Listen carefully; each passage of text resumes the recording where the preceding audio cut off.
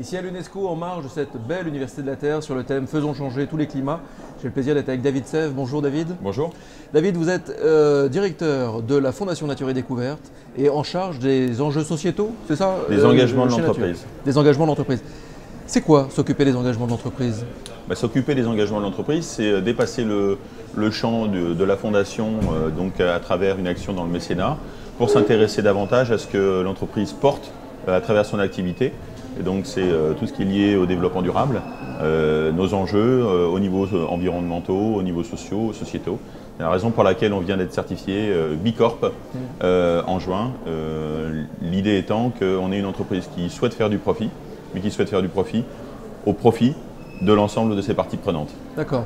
Donc un événement comme celui-là, un événement où là on est là pour parler d'un changement de tous les climats, donc une approche vraiment holistique, une approche globale. Finalement, vous, ça ne peut que vous parler, un thème comme celui-là. Oui, parce que c'est un petit peu l'histoire de la Fondation finalement. Vous prenez une entreprise engagée, il y a 20 ans, une entreprise engagée, c'est une entreprise qui avait une fondation qui était aux avant-postes d'action en faveur de, par exemple, pour notre cas, la biodiversité et l'éducation. Aujourd'hui, être une entreprise engagée, c'est une entreprise qui va avoir au sein de son activité des engagements pris qui correspondent à fournir des produits qui ont moins d'impact, avoir des entrepôts qui sont mieux isolés, faire en sorte à ce qu'on minimise les transports des marchandises, acheter local, proposer du bio à nos clients et donc intégrer ça dans le core business de l'entreprise et donc travailler à modifier son modèle d'affaires. Hier, il y a eu un tweet qui est passé, je vous le lis, on fait progresser une entreprise autour d'un projet partagé. C'est un tweet qui a pas mal buzzé, comme on dit, qui a pas mal marché. J'imagine que cette phrase vous...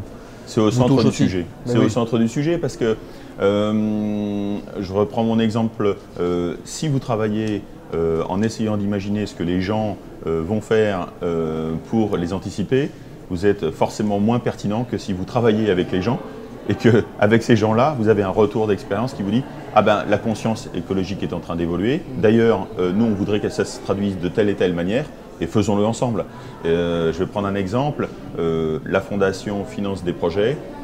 Il y a encore 3-4 ans, elle finançait les projets avec des experts externes pour montrer son ouverture d'esprit, pour montrer que ce n'est pas Nature et Découverte ou les dirigeants de Nature et Découverte qui décident du choix des projets, mais bien en s'entourant de gens qui sont compétents sur les sujets de la biodiversité, sur les sujets de l'éducation.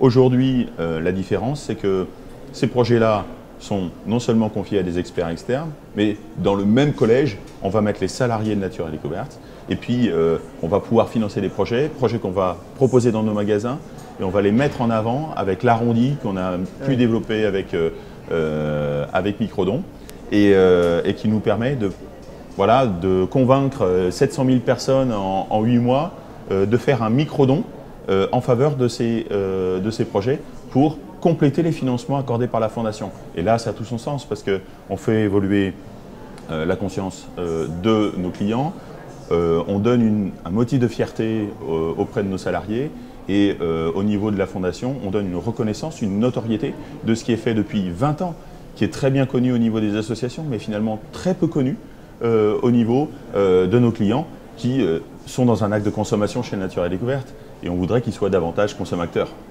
Donc si je vous demande quelle serait l'initiative qui vous a le plus marqué en 2015, là j'ai l'impression que vous venez d'en donner un élément. Oui, pour moi le changement important pour 2015, il est de deux natures.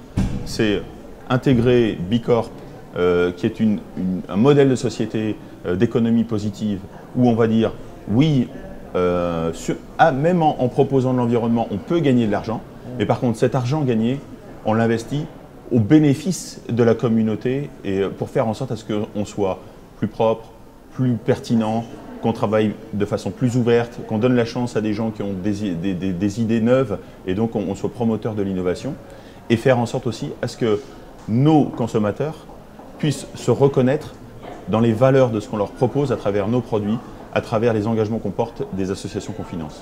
D'accord. Cette Université de la Terre, ce sera ma dernière question, mon dernier point.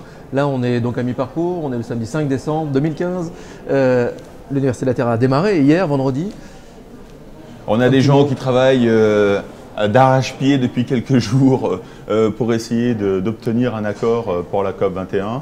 Ils vont rendre leur version provisoire tout à l'heure. Voilà, on souhaite qu'on puisse contribuer à faire en sorte à ce qu'on leur donne la force de l'engagement qu'on a pu ressentir ici à travers les conférences pour changer ce monde qui a besoin d'être changé.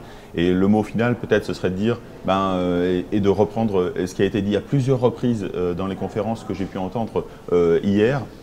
Le changement, il commence par nous-mêmes. Ouais. Et donc, il ne faut pas attendre que les gouvernements changent pour que le climat change. Mais c'est qu'est-ce que je peux faire, moi, au jour le jour, pour faire en sorte à ce que j'ai un impact positif sur le climat. Alors certes, on va vous parler de la chasse d'eau, on va vous parler de votre douche, etc.